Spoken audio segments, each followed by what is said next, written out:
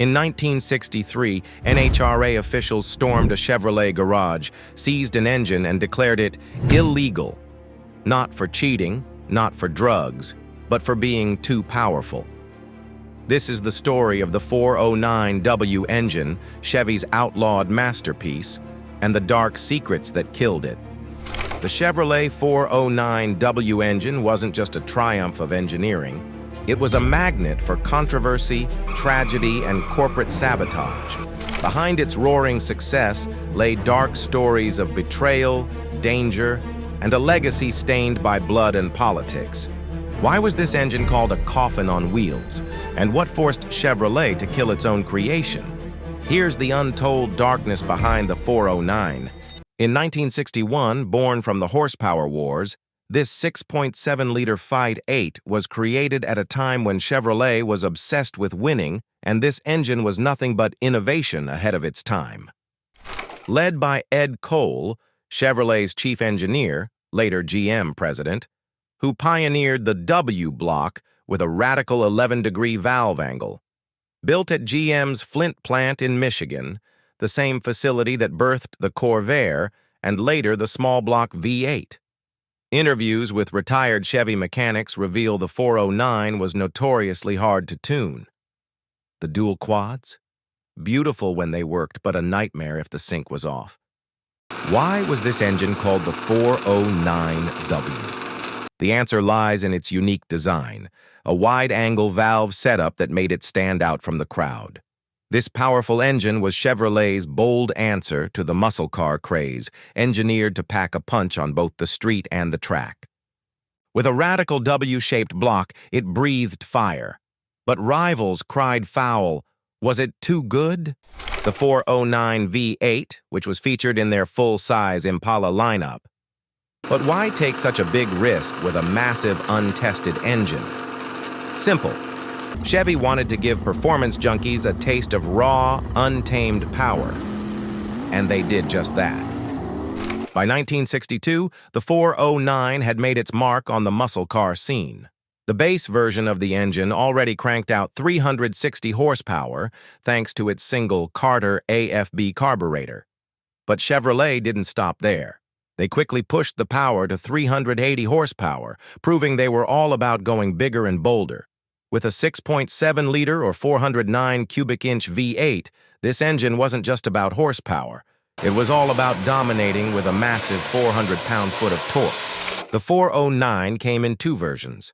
The 409/360, the base model, which delivered 360 horsepower at 5,400 RPM and 400 pound-ft of torque, and the more powerful 409/380, which cranked out 380 horsepower and still kept that impressive 400 pound-foot of torque. But Chevrolet wasn't done yet. In 1963, they launched the 409/400, a true monster that pushed power up to an astounding 400 horsepower while maintaining that 400 pound-foot of torque. The Chevrolet 409W engine earned several colorful nicknames during its heyday, reflecting its reputation, design, and cultural impact. Here are the most notable ones.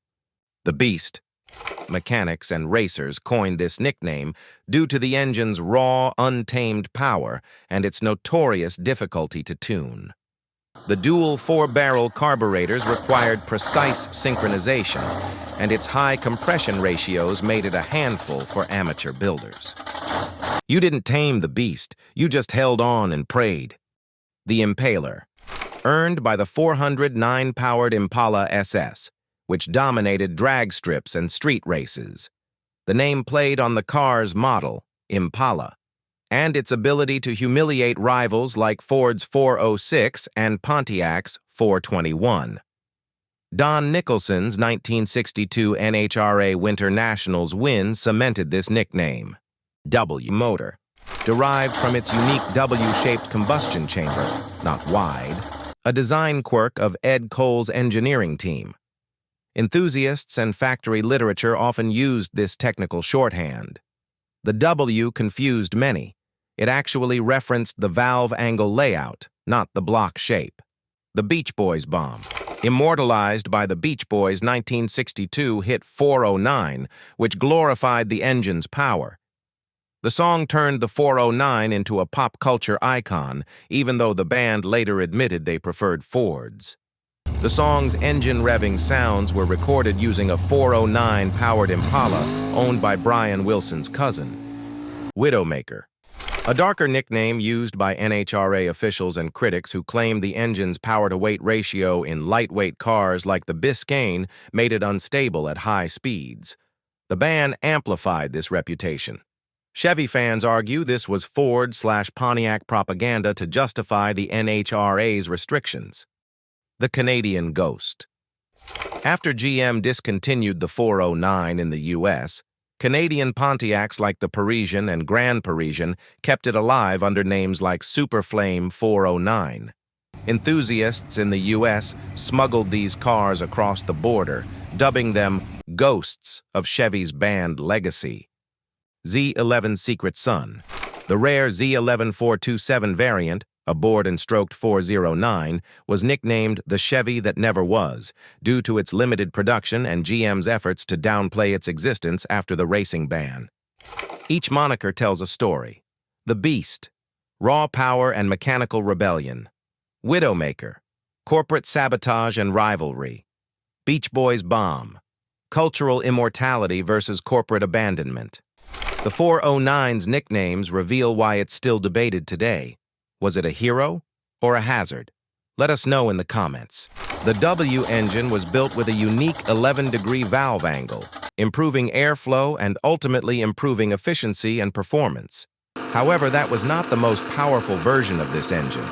The lifter cam version of the 409 engine provided even more power, with the top model reaching a mind-blowing 425 horsepower. It had a high compression ratio of 11.25 to 1, solid lifters, and twin 4-barrel carburetors. This setup was built to maximize performance, making sure the 409 could compete with the best engines available. The NHRA ban. Too fast to exist. 1963. NHRA rulebook changes. The 409's dominance led to draconian rules targeting Chevy. Cars with 409s were slapped with weight penalties up to 4,300 pounds and carburetor restrictor plates neutering their speed. Ford and Chrysler lobbied heavily for these changes. Sabotage accusations. Racers like Dick Harrell claimed NHRA officials deliberately disqualified 409 cars for minor infractions. In 1963, the Thompson Chevrolet team was banned from the U.S. Nationals for illegal cylinder heads, a charge fans called fabricated. NHRA didn't just ban the 409, they tried to erase it. The price tag of the Chevrolet 409 engine varied depending on the model. But one thing was clear. It wasn't a cheap option. The 409 engine option on the Chevrolet Impala was priced at around $500. But in return, buyers were getting an engine that could rival the best in racing. To put things into perspective, the Chevrolet Corvette at the time could be had with a 283 V8 engine, which was powerful, but nothing like the 409. However, even with its premium price, enthusiasts flocked to buy the 409, eager to experience its thrilling power on the road. Even though this was a very superior engine, it had some very fierce competition from companies like Ford and Pontiac. Ford offered the 406 engine, which had a similar displacement but wasn't as high performance as the 409. The 406 was good, but couldn't match the 409's top-end power. And Pontiac's 421 engine was formidable and could hold its ground, but Chevrolet's 409 often outperformed it in drag races and high-speed runs. In 1962, Don Nicholson's 409 Impala shredded the strip, clocking 13.7-second quarters. NHRA took notes, and so did GM's lawyers. GM's 1963 racing ban pulled the plug. No factory support, no upgrades. The 409 was left to die, but not before one last hurrah. Meet the Z11, Chevy's secret 427 cubic inch weapon. Unofficially pushing 500 horsepower, it was a drag strip assassin. Too bad NASCAR banned it on sight. The 409W engine had a clear advantage in terms of straight-line speed and the ability to win races, especially when you look at the power-to-weight ratio in cars like the Chevrolet Impala. But here's the burning question. Why did its competitors so fear this engine that it was ultimately banned? Was it simply too powerful, or were there other reasons at play? As we know, not all good things last forever. And the Chevrolet 409 wasn't immune to the forces working behind the scenes. The engine's sheer power made it extremely successful on the racetrack, but it also made it dangerous. The 409 engine was banned primarily due to its incredible performance and the fact that it posed a challenge to the automobile industry's standards at the time.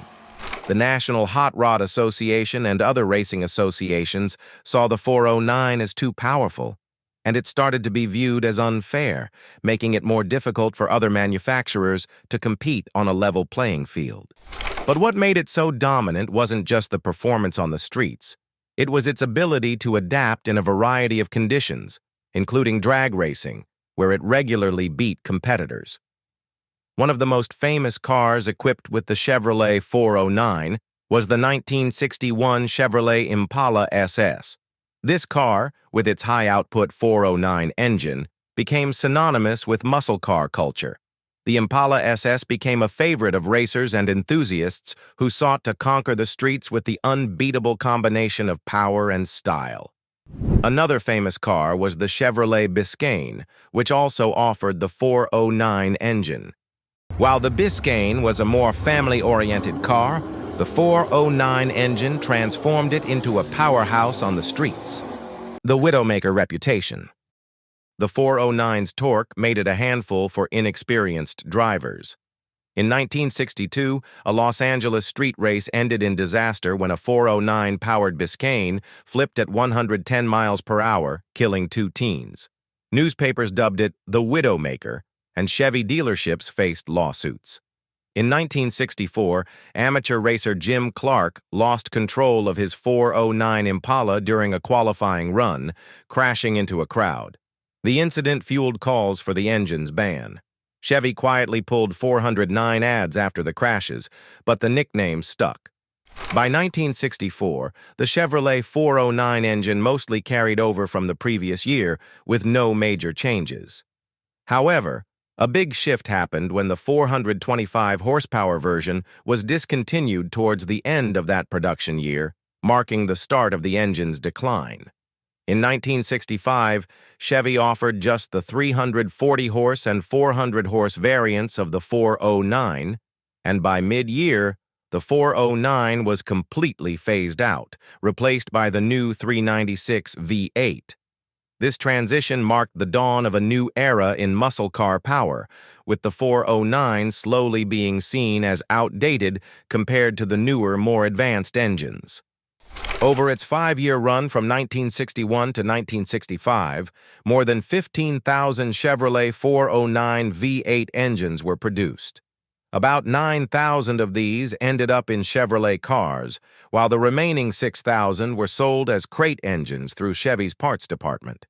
These crate engines gave car enthusiasts the chance to drop a 409 into their own muscle car projects, keeping the 409 legend alive across the country. Corporate betrayal, GM's 1963 racing ban. Officially, GM banned factory racing to focus on safety after the Corvaire's deadly crashes. Privately, executives admitted it was to avoid antitrust lawsuits from Ford and Chrysler. Teams like Hayden Profits were left stranded. Chevy dealers stopped selling performance parts, forcing racers to scavenge junkyards. After the original production run ended, the 409 engine didn't disappear. It found a second life in Canada. In fact, the 409 engine wasn't exclusive to Chevy. It also made its way into Canadian Pontiacs. These Pontiacs, built with Chevrolet chassis and engines, brought a unique twist to American muscle. While the engine was the same, the models were distinct, with names like the Saint-Trope, Chief Laurentian, Parisian, and Grand Parisian. The Canadian smuggling ring underground conflict. After the U.S. ban, enthusiasts smuggled 409-powered Canadian Pontiacs, like the Parisian, across the border. U.S. Customs seized over 20 cars in 1965, leading to fines and jail time for 409 traffickers. Chevy's parent company, GM, owned Pontiac Canada, making the crackdown a corporate civil war. These Canadian Pontiacs weren't just rebranded Chevys. They had their own style and flair that appealed to Canadian buyers who wanted muscle with a different identity. For much of the 1960s, Pontiac fans in Canada could order the AST Flame 348 or the Super Flame 409, complete with stock suspension. This gave customers the chance to enjoy the power of the 409 in a factory-built car without needing to make modifications. But the 409 engine wasn't just about street performance. It was also a monster on the dragstrip. In 1962, these engines were capable of running quarter-mile times in the low 14-second range, with some even hitting the high 13s right out of the box. And with a few simple tweaks, like stickier tires and open headers, the 409 became an even bigger force to be reckoned with on the dragstrip. Dominance and betrayal, the dragstrip wars. Don the Snake Nicholson won the 1962 NHRA Winter Nationals in Pomona with a 13.7-second quarter mile, humiliating Ford's 406. Hayden Proffitt set a 12.9-second record in a Z11-powered Impala, dubbed the Chevy that broke NASCAR. 409-powered cars claimed 22 NHRA stock eliminator titles in 1962 to 63. As drag racing enthusiasts pushed the 409 engine further, performance numbers skyrocketed. Quarter-mile times dropped dramatically, and high 12-second passes became a real possibility. What made the 409 even more impressive was that these cars weren't just bare-bones race machines. They were street-friendly, too. You could drive them to and from the strip, yet they still packed a serious punch when it came time to race. In 1962, Chevy drag racers dominated the scene, and one of the biggest moments came when Don Nicholson took home the stock eliminator title at the NHRA Winter Nationals in Pomona. This victory proved that the 409 was a force to be reckoned with, cementing its reputation as one of the best drag racing engines. Mechanical flaws. The unfixable beast. The W block's poor airflow caused chronic overheating, leading to blown head gaskets. Dual four-barrel setups, like the 425 horsepower model, often misfired. Mechanics called it sinking the devil. You'd tune it perfect on Friday, and by Sunday it'd be spitting fire like a dragon with heartburn. A wild, solid lifter cam added aggressive timing to make the most of this high-performance setup, all engineered for drag strip dominance. In 1963, Chevrolet expanded the 409 lineup with two new single four-barrel versions. A 10.0-to-1 compression model producing 340 horsepower and 420 pound-feet of torque, and a higher performance 11.0-to-1 compression version cranking out 400 horsepower and 425 pound-feet of torque. The dual four-barrel version also made a return with a slight power boost, now delivering 425 horsepower and 425 pound-feet of torque. These configurations carried over unchanged into 1964, but by 1965, the dual carb version was discontinued, and midway through that year, the Mark IV 396 big block engine replaced the 409, marking the end of its production. Beyond passenger cars, the 409 engine also powered heavy-duty trucks during this time. Meanwhile, Chevrolet developed an ultra-rare performance variant, the Z11 427. Unlike the later Mark IV Big Block 427, this W-Series engine shared the 409's bore but had a longer 3.65-inch stroke and a sky-high 13.5-to-1:1 compression ratio. Although the Z11 was designed for NASCAR and NHRA competition, a few 1963 full-size Chevrolets were factory-equipped with this powerhouse, making them among the rarest factory-built race cars of the era. The Z1147 conspiracy. Chevy's Z1147, aboard 49, was designed to bypass NHRA rules, but GM killed the program after just 50 units to avoid fines. GM ordered dealers to destroy unsold Z11s. A few were buried in a Flint, Michigan landfill, still rumored to exist today. While the 409's production run was short, its impact on Chevy's muscle car legacy is undeniable. From street performance to drag racing dominance, the Chevrolet 409 engine carved out its place in history, and its roar still echoes in the hearts of enthusiasts today. Finding a rebuildable 409 block isn't as easy or affordable as grabbing a small block or big block Chevy. These engines surprisingly share quite a few interchangeable parts. This makes the rebuilding process less daunting than it might seem at first. Thanks to modern technology, reviving a 409 engine is easier than ever. Aftermarket manufacturers now offer high-performance aluminum cylinder heads, water pumps, and intake manifolds, giving builders access to lightweight, efficient components that enhance performance. And for those looking to push their 409 even further, several vendors provide stroker kits that increase displacement, allowing these engines to go well beyond their original limits. The real reasons it was banned. Sure, politics played a role, but the 409's flaws sealed its fate. Its W-head design choked airflow, while Chrysler's Hemis laughed at high RPMs. By 1965, Chevy moved on. The 396 Mark IV, lighter, smarter, meaner, made the 409 obsolete. A king dethroned by its own crown prince. One of the biggest factors in the 409's downfall was General Motors' corporate racing ban in 1963. While Ford and Chrysler continued to push their high-performance engines in racing, GM made the controversial decision to withdraw from factory-backed motorsports. This decision left Chevrolet with no choice but to scale back support for the 409, forcing private racers to fend for themselves without official backing. As a result, developing the 409 for future performance improvements became a struggle. Ford answered with the 427 SOHC, a doomed engine banned before it even raced.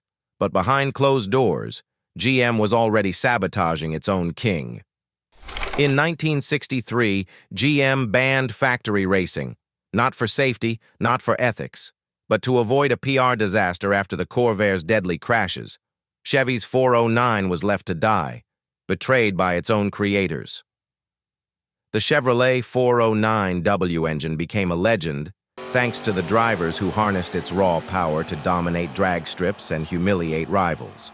These racers turned the 409 into a symbol of rebellion, and their stories are packed with glory, drama, and controversy. Here are the key drivers who made history with the 409.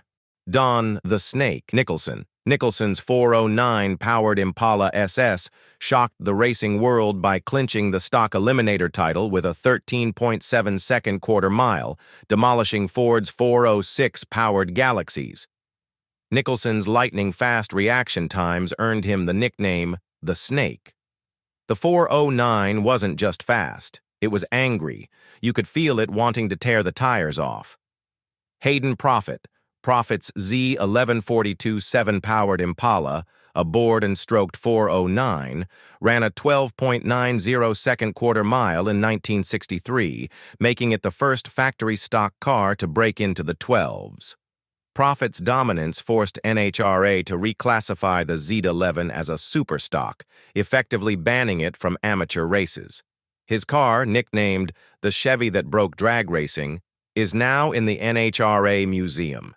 Dave Strickler's 409-powered 1963 Impala Z11 became a terror on the East Coast circuit, racking up wins with its lightweight aluminum body and factory racing tweaks. His battles with Ford's Gas Ronda, driving a 427 SOHC, became must-see events, with crowds chanting, "Chevy versus the Cammer." Grumpy Jenkins. Though better known for his small block Chevys, Jenkins famously campaigned a 409 Biscayne in 1962, using his mechanical genius to squeeze out low 13-second passes on street tires. The 409 was a beast, but if you fed it right, it'd eat Fords for breakfast. Dick Harrell. Harrell's 409-powered Impalas and Bel Airs terrorized Midwest drag strips, and he later became a legendary tuner for the 409's successor, the 396 Big Block. Harrell accused Ford of bribing NHRA officials to handicap 409 cars after his 1963 season was derailed by rule changes. The Thompson Chevrolet team. This underfunded privateer team stunned crowds by reaching the semifinals in a 409-powered Biscayne, beating factory-backed Ford and Pontiac teams. Their Cinderella story ended when NHRA disqualifying them for suspiciously modified heads, a ruling fans still call rigged. The 409 had trouble with airflow, limiting its potential compared to the upcoming big block Chevy 396, which boasted better breathing cylinder heads and a more advanced combustion design. By 1965, the writing was on the wall. Chevrolet had bigger, better things in the works, and the 409 was simply outclassed. While the NASCAR and NHRA restrictions on factory racing played a role, the biggest reason for the 409's disappearance was that Chevrolet had moved on. The introduction of the Mark IV 396 Big Block marked a new era of performance.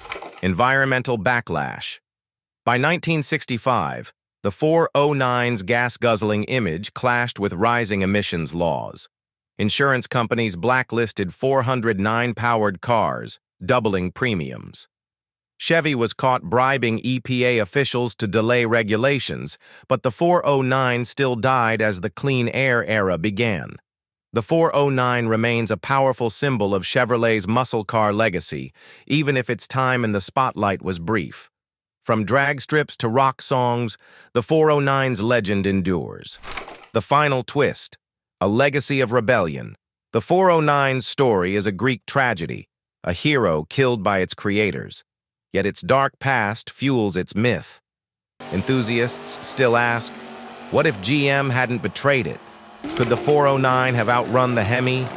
Or was it doomed from the start? We all know that great engines never die.